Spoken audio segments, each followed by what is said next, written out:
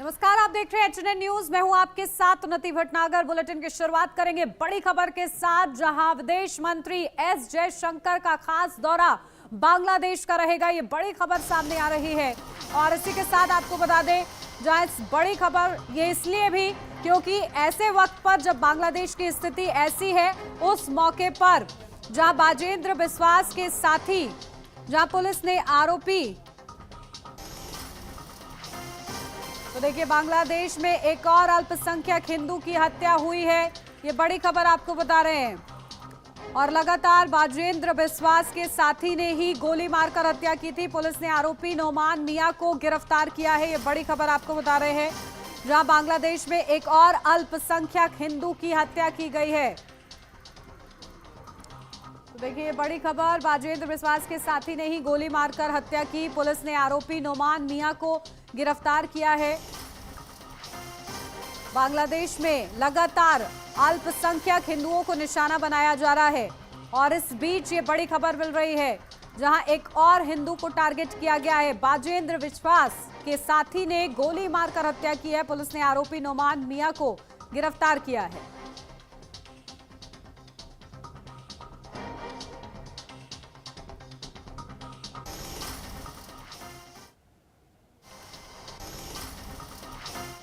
और अब बढ़ेंगे आगे। बांग्लादेश की पूर्व प्रधानमंत्री खालिदा जिया का लंबी बीमारी के बाद 30 दिसंबर को निधन हो गया है। उन्होंने ढाका स्थित एवर केयर अस्पताल में आखिरी सांस ली है और इसके बाद बुधवार करीब 3 बजे उन्हें सुपुर्द खाक किया जाएगा। उनके बेटे, बहू समेत पूरा परिवार पहले से ही बांग्लादेश में है, जो 31 दिसंबर को उन्हें आखिरी अलविदा देंगे। खालिदा जिया के अंतिम संस्कार पर भारत की तरफ से विदेश मंत्री एस जयशंकर भी बांग्लादेश पहुंचेंगे। विदेश मंत्रालय की ओर से जारी बयान में कहा गया है कि विदेश मंत्री डॉक्टर एस जयशंकर बांग्लादेश की पूर्व प्रधानमंत्री और बांग्लादेश नेशनलिस्ट पार्टी की प्रमुख बेगम खालिदा जिया के अंतिम संस्कार में भारत सरकार और भारत के लोगों का प्रतिनिधित्व करेंगे। इसके लिए वे 31 दिसंबर को ढाका जाएंगे। आपको बता दें कि बांग्लादेश की पूर्व प्रधानमंत्री खालिदा जिया को 23 नवंबर को ढाका के एवर केयर अस्पताल में भर्ती कराया गया था। उन्हें फेफड़ों में संक्रमण की शिकायत थी और इसके अलावा वे काफी समय से कई गंभीर बीमारियों से जूझ रही थी। डॉक्टरों के मुताबिक उन्हें दिल की बीमारी, डायबिटीज, गठिया, लिवर सिरोसिस और किडनी से जुड़ी परेशानियां थी और हाल ही में बेहतर इलाज के लिए उन्हें लंदन भी भेजा गया था, लेकिन हालात ज्यादा संभले नहीं और इसी की वजह से उनका निधन हुआ है।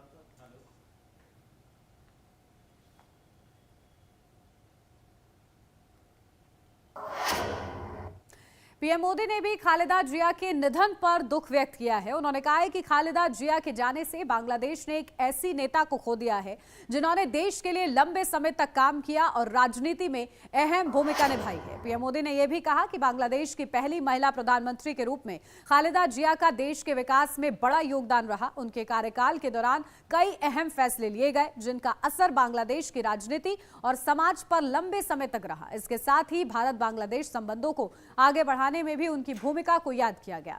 पीएम ने यह भी कहा कि साल 2015 में ढाका में खालिदा जिया के साथ हुई मुलाकात उन्हें आज भी याद है। उम्मीद है कि खालिदा जिया की सोच और उनकी राजनीतिक विरासत आने वाले समय में भारत और बांग्लादेश के रिश्तों को मजबूत करने में मदद करेगी।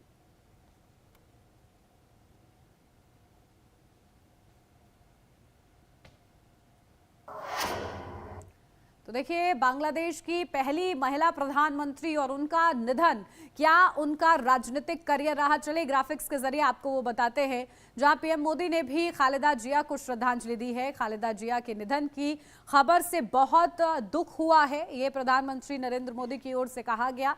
उन्होंने दुख व्यक्त किया। उनके परिवार के प्रति हमारी गहरी संवेदनाएं हैं, ये प्रधानमंत्री नरेंद्र मोदी की ओर से कहा गया। तो भगवान उनके परिवार को इस नुकसान को सहने की शक्ति प्रदान करे। तो ये भावनात्मक जो पोस्ट है वो प्रधानमंत्री का सामने आया है और उन्होंने खालिदा जिया के निधन पर दुख व्यक्त किया है। साथ ही साथ खालिदा जिया, जहां बांग्लादेश की पहली महिला प्रधानमंत्री और उनका जन्म 15 अगस्त 1945 और दिनाजपुर में उनका जन्म हुआ था। और इसके बाद देखिए किस तरीके से पार्टी जो है, उनकी पार्टी का जो नाम है वो है बांग्लादेश नेशनलिस्ट पार्टी। पति है जियाउर रहमान, बांग्लादेश के पूर्व राष्ट्रपति हैं। और इसी के साथ देखिए किस तरीके से खालिदा जिया का निधन हुआ है। लंबी बीमारी से वो जूझ रही थी और इसी वजह से उनकी जो है तबीयत नाजुक बनी हुई थी और जिसके चलते उनका निधन हुआ है। और आप खबरों में बढ़ेंगे आगे, जहां दिल्ली और बिहार की चुनावी जंग फतेह करने के बाद बीजेपी का पूरा फोकस 2026 में होने वाले चुनावी राज्यों पर है। अगले साल देश के 4 राज्यों में विधानसभा चुनाव होने जा रहे हैं, जिसको लेकर केंद्रीय गृह मंत्री अमित शाह पूरी तरह से जमीन पर उतर गए हैं और सियासी माहौल तैयार करने में जुट गए हैं। गृह मंत्री अमित शाह ने 2026 में होने वाले 4 राज्यों असम, पश्चिम बंगाल, केरल और तमिलनाडु में होने वाले विधानसभा चुनाव के दौर पर निकल पड़े हैं। अमित शाह असम में 2 दिनों तक मंथन करने के बाद सोमवार शाम पश्चिम बंगाल पहुंच गए हैं। इसके बाद जनवरी के पहले हफ्ते में तमिलनाडु और उसके बाद केरल का दौरा करेंगे। अमित शाह के दौरे को बीजेपी के चुनावी अभियान के लिए अहम कड़ी माना जा रहा है। अमित शाह के दौरे को बीजेपी के चुनावी अभियान के लिए अहम कड़ी तो समझा ही जा रहा है। साथ ही साथ 29 दिसंबर की रात बंगाल पहुंचते ही अमित शाह ने बीजेपी के कोर ग्रुप के नेताओं के साथ बैठक की, जिसमें चुनावी रणनीति और संगठनात्मक तैयारियों पर मंथन किया। तो वहीं अमित शाह ने प्रेस कॉन्फ्रेंस पर टीएमसी पर निशाना साधा है। तो देखिए, बीजेपी नेताओं के साथ बैठक की है गृह मंत्री अमित शाह ने। बंद कमरे में चुनाव पर चर्चा, तो संगठन की स्थिति की समीक्षा, समितियों के गठन पर भी मंथन किया गया है। 30 दिसंबर इस्कॉन मंदिर में पूजा अर्चना भी की है। तो वहीं चुनाव प्रबंधन को लेकर भी चर्चा हुई है। सांसद विधायक से फीडबैक भी लिया जा रहा है। तो संघ के नेताओं के साथ मंथन चल रहा है। तो देखिए किस तरीके से पश्चिम बंगाल में जहां सरगर्मियां अब तेज हो रही हैं चुनाव नजदीक आते ही, और ऐसे में गृह मंत्री अमित शाह बंगाल पहुंचे हैं, बंगाल के दौरे पर हैं और इस दौरान वो चुनावी रणनीति को और ज्यादा धार देने का प्रयास कर रहे हैं। तो पश्चिम बंगाल की मुख्यमंत्री ममता बनर्जी भी उन पर पलटवार करती हुई नजर आ रही हैं। बंगाल की बॉर्डर से हो रही घुसपैठ सिर्फ बंगाल का मामला नहीं रहा है, अब ये राष्ट्रीय सुरक्षा का मामला है। देश की संस्कृति को बचाना है, देश की सुरक्षा को सुनिश्चित करना है। तो बंगाल की बॉर्डर सील कर दे, ऐसी देशभक्त सरकार यहां लानी पड़ेगी, जो ममता बनर्जी नहीं कर सकती, केवल और केवल भारतीय जनता पार्टी कर।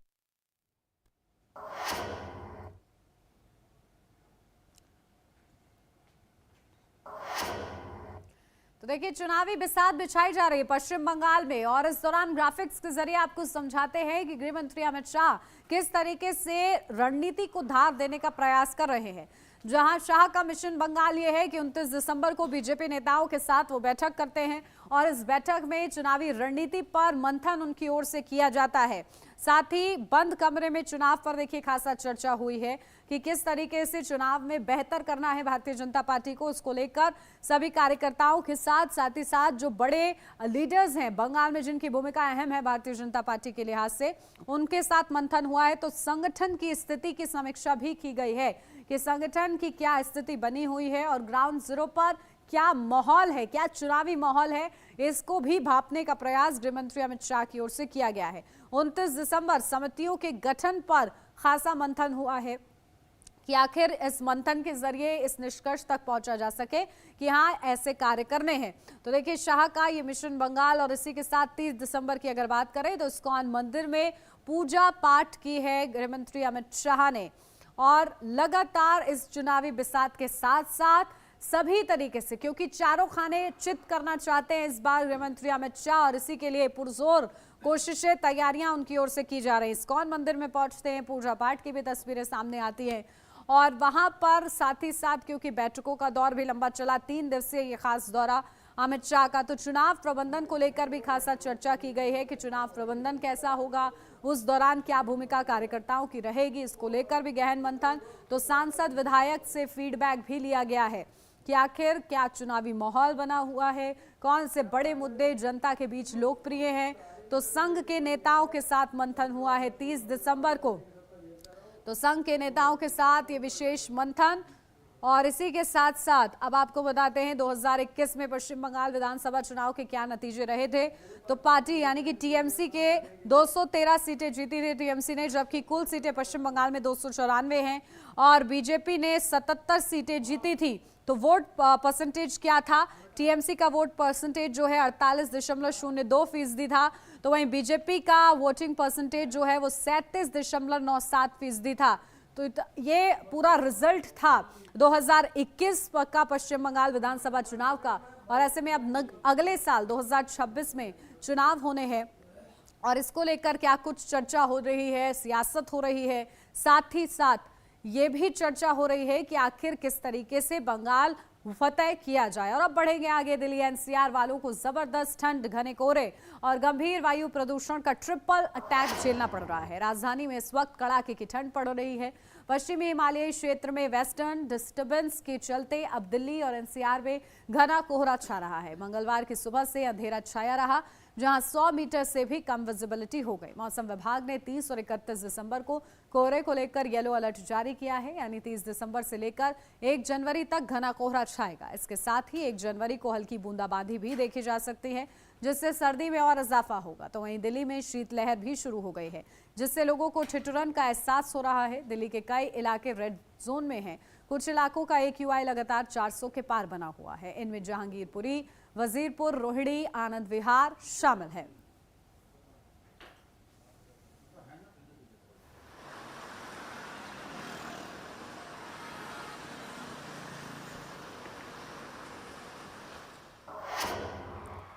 तो देखिए क्या AQI दर्ज किया गया है। दिल्ली के अलग अलग जिलों में चले ग्राफिक्स के जरिए आपको बताते हैं कि आखिर किस तरीके से वायु गुणवत्ता जो है खराब श्रेणी में पहुंच रही है। तो दिल्ली में आज का AQI आनंद विहार में 459 रहा है, विवेक विहार में 460, रोहिणी में 445 और वजीरपुर में 444 रहा है। और साथ ही साथ हम आपको जोन भी दिखा रहे हैं कि देखिए कितनी खतरनाक श्रेणी में है, जहां 300 के पार करने के बाद जो स्थिति है वो गंभीर श्रेणी में पहुंच जाती है। तो नेहरू नगर में 444 AQI दर्ज किया गया है, जहांगीरपुरी में 439 AQI दर्ज किया गया है, शादीपुर में 437 AQI दर्ज किया गया है, पड़पड़गंज में 432 AQI दर्ज किया गया है। यानी कि कुल मिलाकर 400 को पार करता हुआ, यानी कि बेहद ही गंभीर श्रेणी में ये नजर आया है। और देखिए हम वो आपको ग्राफिक्स के जरिए समझा रहे हैं कि आखिर जो श्रेणी है वो कितनी ज्यादा गंभीर बनी हुई है। और लगातार रेड जोन में, जो कि बहुत ही ज्यादा अनहेल्दी है,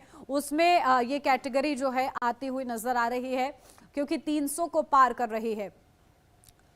तो देखिए लगातार वायु गुणवत्ता बेहद ही खराब हो रही है और बद से बदतर स्थिति में पहुंचती हुई नजर आ रही है। यानी एक छोटे से ब्रेक के लिए जल्द हाजिर होते हैं।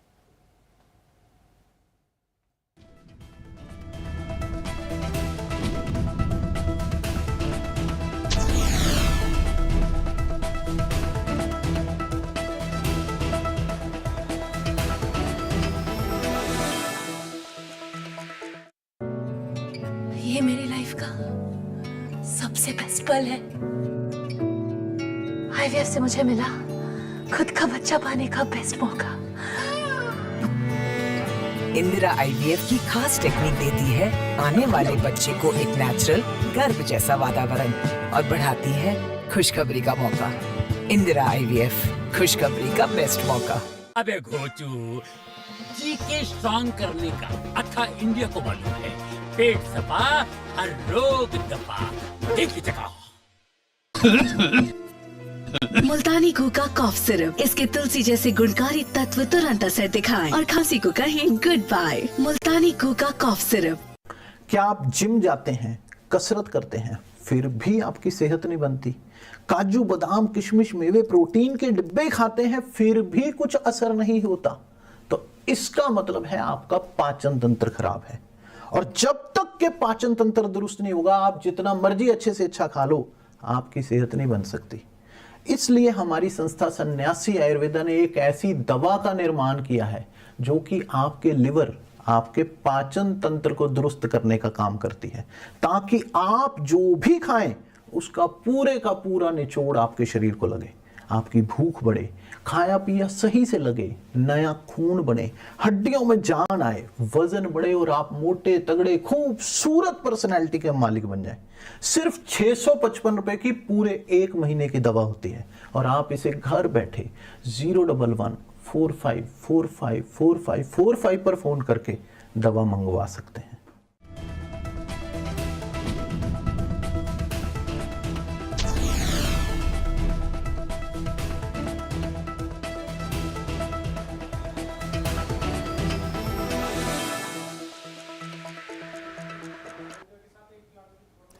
ब्रेक के बाद स्वागत है आपका। बढ़ते हैं आगे। गौतम बुद्ध नगर में नए साल के जश्न को देखते हुए नोएडा ट्रैफिक पुलिस ने ट्रैफिक एडवाइजरी जारी की है। आज से 1 जनवरी दोपहर तक सेक्टर 18 मार्केट और आसपास के कई मार्गों पर नो एंट्री और रूट डायवर्जन लागू रहेगा। इसको लेकर हमारे संवाददाता अभिषेक भाटी ने डीसीपी ट्रैफिक नोएडा से खास बातचीत की है। चले आपको सुनाते हैं। नोएडा में ट्रैफिक पुलिस द्वारा नए साल को लेकर क्या क्या एडवाइजरी जारी की जा रही है, हमारे साथ खास बातचीत करने के लिए गौतम बुद्ध नगर के traffic DCP doctor Praveen Ranjan ji मौजूद है। सर, नए साल को लेकर क्या एडवाइजरीज गौतम बुद्ध नगर में से जारी की जा रही है? देखिए, 31 तारीख को दोपहर 2 बजे से हम लोग यह व्यवस्था बनाएंगे कि लोगों को परेशानी न हो। इसके तहत सेक्टर 18 मार्केट आने वाले लोगों के लिए व्यवस्था बनाई गई है कि जो अट्टापीर चौक से जो लोग आएंगे वो HDFC बैंक की तरफ से अंदर जाएंगे मार्केट में। इसी तरह से रेडिसन तिराहे से अंदर जाएंगे और लोग अपने मल्टी लेवल पार्किंग जो सेक्टर 18 की है वहाँ पर अपने वाहन पार्क करेंगे और उसके बाद फिर अपना बाज़ार में जाएंगे। इसके साथ ही साथ मैं जो प्रतिबंधित क्षेत्र है उसको बताना चाहूँगा कि गुरुद्वारे सेक्टर 18 के गुरुद्वारे के पहले गुरुद्वारे के बाद में जो 18 मार्केट की तरफ जाने के 2 कट हैं उनको बंद किया जाएगा। जो निर्धारित 2 स्थल बताए गए हैं वहीं से मार्केट के अंदर प्रवेश मिलेगा और मल्टी लेवल पार्किंग में जाके अपने वाहन को पार्क करके बाजार जाएं। DLF माल में जाने वाले लोग अपना DLF के अंदर जाके जो उनकी पार्किंग है वहाँ पे खड़ी करें अपने वाहन को और अपना एंजॉय करें। इधर गार्डन गैलेरिया आने वाले लोग सेक्टर 37 की तरफ से जो लोग आएंगे वो गार्डन गैलेरिया गेट नंबर 11 से अंदर जाके और अपने निर्धारित जो पार्किंग स्थल है, ओपन में भी है, अंडरग्राउंड भी पार्किंग उनकी है, वहाँ पे अपना वाहन पार्क करके और अंदर रहेंगे लोग। सभी माल जितने हैं यहाँ पे, चाहे वो किसान चौक के पास हो या यहाँ पर हो, सभी माल में निर्धारित पार्किंग है उनकी। सभी वाहन चालकों से मेरा अनुरोध है कि सभी लोग जो निर्धारित पार्किंग स्थल है वहाँ पर अपनी गाड़ी को पार्क करें और एंजॉय करें। सर, बात करें कि सेक्टर 16 मीडिया हब है सर, उसी के पास सटावा डेल है सर, वहाँ पर लगातार नो पार्किंग गाड़ियाँ जो खड़े हुए उनके ऊपर क्या कार्रवाई ट्रैफिक पुलिस द्वारा की जाएगी? देखिए, जो निर्धारित स्थल के अतिरिक्त कहीं भी वाहन पार्क करेंगे उन गाड़ियों को टो करने की हमारी व्यवस्था है। लगातार पुलिस बल लगा रहेगा, गाड़ियों को टो किया जाएगा और उनके विरुद्ध जुर्माना भी वसूला जाएगा। तो ये थे हमारे साथ गौतम बुद्ध नगर के DCP traffic doctor Praveen Ranjan ji, जिन्होंने बताया कि साफ तौर पर जो नो पार्किंग में गाड़ियां खड़ी हैं उनके पास लगातार उनके ऊपर जो है कार्रवाई भी की जाएगी। नोएडा से मैं अभिषेक, HNA न्यूज नोएडा। नोएडा में गौतम बुद्ध नगर में नए साल के जश्न को देखते हुए नोएडा ट्रैफिक पुलिस ने ट्रैफिक एडवाइजरी जारी की है। आज से 1 जनवरी दोपहर तक सेक्टर 18 मार्केट और आसपास के कई मार्गों पर नो एंट्री और रूट डायवर्जन लागू रहेगा। देखिए हमारे संवाददाता ने किस तरीके से जायजा लिया है। गौतम बुद्ध नगर में नई साल के चलते लगातार एडवाइजरी ट्रैफिक पुलिस द्वारा दी जा रही है। कहीं ना कहीं नोएडा सेक्टर 18 या गार्डन गैलेरिया की बात करें तो रूट डाइवर्जन जो है वो देखने को मिलेगा। कहीं ना कहीं बात करें कि आज 30 दिसंबर यानी दोपहर 2 बजे से लेके 1 जनवरी दोपहर 2 बजे तक लगातार जो रूट डाइवर्ट है वो ग्रेटर नोएडा या सेंट्रल नोएडा में देखने को मिलेंगे। यहाँ बता दें आपको कि DL मॉल से कुछ सटे इलाके मीडिया हब सेक्टर 16 से लेके गार्डन गैलेरिया तक लगातार रूट डाइवर्ट है और सेक्टर 18 की मेन मार्केट में सभी वाहनों का आना बंद रहेगा।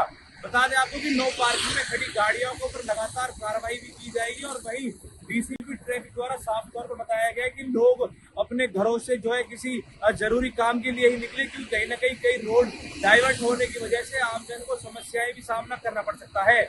मैं फिलहाल गौतम बुद्ध नगर के मेन गेट पर यहाँ पर मौजूद हूँ। कहीं ना कहीं यहीं से ही जो दिल्ली से सटे कुछ इलाके जो नोएडा के लिए रोड आ रहा है, कहीं ना कहीं वहीं से रूट डाइवर्ट किया जाएगा और सेक्टर 18 की मेन मार्केट से जो है रोड वो भी कहीं ना कहीं बंद रहेगा।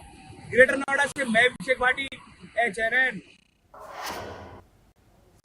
नए साल में धर्म नगरी वृंदावन में श्रद्धालुओं के आगमन को देखते हुए प्रशासन पूरी तरह से सतर्क हो गया है। आगरा मंडलायुक्त, DIG आगरा और मथुरा SSP ने पुलिस बल के साथ ठाकुर बाके बिहारी मंदिर और आसपास के प्रमुख मार्गों का निरीक्षण कर सुरक्षा व्यवस्था का जायजा लिया है। तो देखिए, सुरक्षा व्यवस्था का जायजा लिया गया है, जहां बाके बिहारी मंदिर में श्रद्धालुओं का हुजूम उमड़ा हुआ है। नए साल के मौके पर बड़ी संख्या में देखिए लोग पहुंच रहे हैं और ऐसे में सुरक्षा व्यवस्था का जायजा लिया गया है। मौके पर अधिकारी उतरे हैं और ताकि सुरक्षा में कोई भी चूक ना हो, क्योंकि हजारों लाखों की संख्या में श्रद्धालु मौजूद हैं। ऐसे में उनकी सुरक्षा का विशेष ख्याल रखा जाए, किसी भी तरीके से कुप्रबंधन सामने ना आए, इसको लेकर विशेष इंतजाम का जायजा लेते हुए अधिकारी नजर आए हैं। जनपद मथुरा के विभिन्न देवस्थानों में जैसे वृंदावन के विभिन्न मंदिर जैसे ठाकुर बांकी बिहारी जी मंदिर, अन्य मंदिरों पे भीड़ होती है। उसके अलावा गोवर्धन, बरसाना, गोकुल, मथुरा में श्री कृष्ण जन्म स्थान, द्वारकाधीश मंदिर, अन्य मंदिरों में काफी संख्या में श्रद्धालु आते हैं। उसको दृष्टिगत रखते हुए पर्याप्त सुरक्षा व्यवस्था और कानून व्यवस्था बनाने के लिए फोर्स जो है यहाँ पे डिप्लॉय किया जा रहा है। अन्य जनपदों से भी फोर्स उपलब्ध कराया गया है। देखिए, जैसा हम सभी लोग जानते हैं कि नया वर्ष 2026 का आगाज हो रहा है और इस अवसर पर तमाम लोग अपने अपने जो पूज्य हैं, अपने अपने मंदिर हैं, वहाँ पे दर्शन करने आते हैं। क्योंकि वृंदावन, मथुरा, बरसाना, गोवर्धन, राधा कुंड, इन सब जगहों पर श्रद्धालुओं की संख्या बहुत बड़ी संख्या में श्रद्धालु आते हैं। तो जो भी श्रद्धालु आ रहे हैं उनको अच्छे से अच्छे माहौल में दर्शन हो सके, इसके लिए हम लोग पूरी व्यवस्था बना रहे हैं। जो विभिन्न पर्व त्योहारों के अवसर पर व्यवस्थाएं की जाती हैं उसको हम लोग पुनः रिपीट कर रहे हैं। अलग अलग बैरिकेटिंग की जा रही है जिससे कि लोग बैरिकेटिंग के थ्रू आवें और सहूलियत से सुलभ दर्शन करके वापस जाएं। इसके बरसाना में भी इधर बीच पिछले 2-3 दिनों से भीड़ का दबाव बढ़ा हुआ है। फिरोजाबाद जिले के शिकोहाबाद में स्टेशन रोड पर मौजूद जिम पर कार सवारों ने पथराव और फायरिंग की, जिससे इलाके में दहशत फैल गई। वारदात जिम में लगे सीसीटीवी में कैद हो गई। पुलिस ने जिम संचालक की शिकायत पर मामला दर्ज कर जांच शुरू कर दी है।